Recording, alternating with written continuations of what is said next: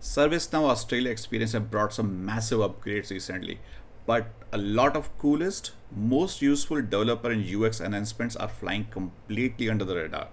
In today's video, we are breaking down 6 game-changing features that will completely level up how you build and navigate in Workspace. Whether you're a developer, admin, or workspace manager, these features are going to save you tons of time.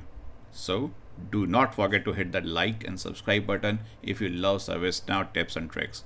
Now, let's jump straight into item number 1, that is enabling rich text in work notes. One of the things that I really liked about Australia version was that they finally introduced HTML elements within work notes or additional comments. So whenever you open any record that has these two fields, technically any field which is general input would have this, is that when you go here, you would see a button here that allows you to enable HTML formatting. Now you don't see it here because before this appears, we need to enable a sys property, and that property is called glide.ui.general.useHTML. So we will edit this and turn this to true. Save it. Go back to our record, refresh the page.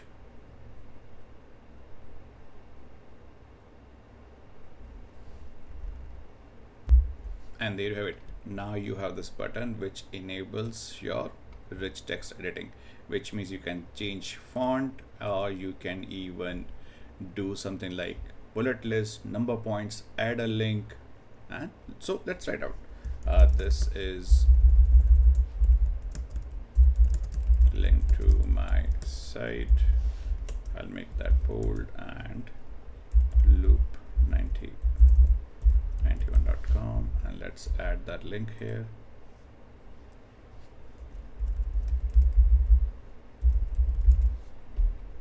Save. That's good.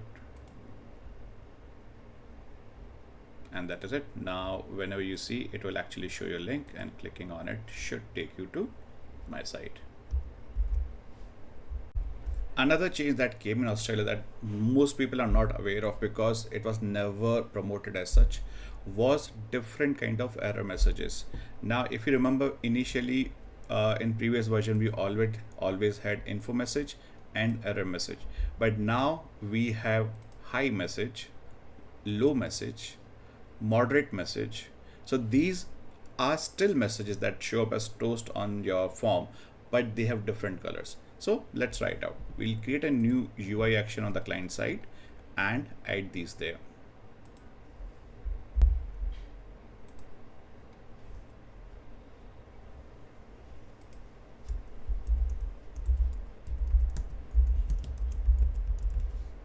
Let's make it a client, show message, and we will call that function show message. I have already written the script for all kinds of messages, so let's see what they look like. So first one is add low message. Give me a moment. Yeah, first one is error message, then we would add a low message, moderate message, high message, info message, and at final success message. So let's save it and go back to our form, and let's see what shows up there.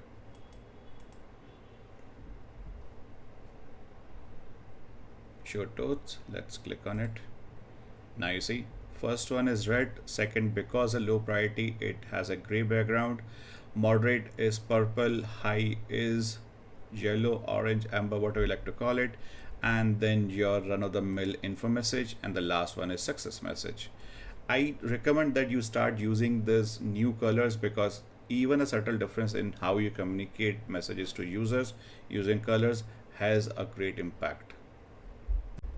With AI being incorporated in almost every part of ServiceNow and web development in general, AI introduced something in ways of how you style your buttons to convey to end user that this button is related to something AI.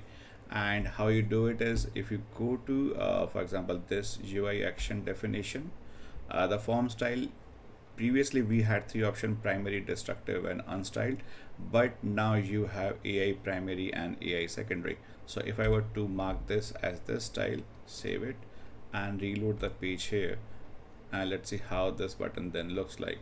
It has this rainbow color, rainbow gradient, but for ServiceNow colors, and it looks clearly that this is something different from other colors. And it's not limited to this. Similarly, on GUI builder side, if I were to add a new button, it would also have the same options where you can decide whether the variant is AI or not. So if you click on this, and suddenly it has same hue as that we saw in the core UI site. Another major improvement when it comes to UX in ServiceNow has been on the workspace list view. So now what you see on the screen is that we are looking at incidents, and it is a rather large table. We have multiple columns that do not fit on the screen, and you can obviously scroll. But if you're scrolling to the right and then scroll down, you lose the context as to which incident you are looking at. So for that, similar to way we can do in Excel, you can right click here and pin to start, which means now this column is frozen. So even if I were to scroll right, I would still have the context as to which comment belongs to which incident. Another change on workspace list view has been calculations on fields which can be calculated. For example, one of them would be business duration, and let's imagine a scenario where I want to know how much business duration has been invested in incident that were called by Borgheri. So for what that I will do is, we will first filter out incident list on this user. So we see there are 5 of those, and now I want to know what is the total of this. So what I can do is go here, click on the 3 dots, calculate, and the sum, and there you have it. Now it will show us the total of this is 57 days 22 hours. That is what the total is. Another new thing that you can do in workspace list view is that you can create a visualization, say bar chart, pie chart, or a donut chart directly from the list view and view it on the same screen. For example, if I want to group by priority and look at visuals on this, so what you see is a pie chart, but you could change it to, you can change it to a vertical bar or a donut. And good thing is you can export it directly to a CSV, JPG, PNG, or even an Excel file, and import that into your presentations. Another really cool feature that has flown under attention of all people has been showing related lists directly on the list view. So I will show it to you before and then show you how to enable it. So whenever you are on a list view, you can actually click on this button, a caret icon, to show you related list. So when you click on it, it will open up a space beneath the record and show you all the related lists that are present on the form. So there are 1, 2, 3, 4, 5, 6, 7, and if you go to incident form, you would find the same amount of related records: 1, 2, 3, 4, 5, 6, 7. So everything is now visible directly onto your list where you can create new, you can edit, line edit. So this is an extremely powerful and extremely helpful feature for managers at least. So let's see how this is enabled. Now you need to access 6 sys US list record, and I could not find any module that would take you directly to it. So what I'll do is I'll put a link to it in the description, and once you come here, you need to find out which record is currently rendering the list view there. So if I go and search for incident table, and then I'm looking at configuration, the experience that we have, that is service operation workspace, and on it I had modified the all. So you can go into a record, wait for it to load, and when you go there, you would find this here, allow viewing related lists inline. Once you click on it, go back, refresh, and this will start working. And as always, if you enjoy our videos, do like and subscribe, and I'll see you in the next one.